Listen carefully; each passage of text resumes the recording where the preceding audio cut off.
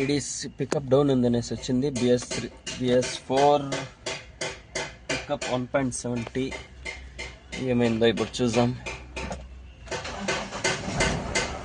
బండి అయితే స్టార్ట్ అయింది. ఇంజిన్ లైటు రెండు వస్తూ ఉన్నాయి. ఏడీసీ లైటు ఇంజిన్ లైట్ రెండు వస్తూ ఉన్నాయి.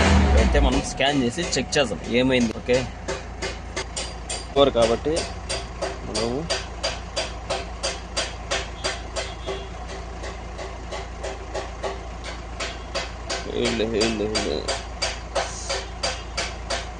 Signal range check limit, main relay short circuit and rail pressure positive, అది హెయిడ్లో ఉంది.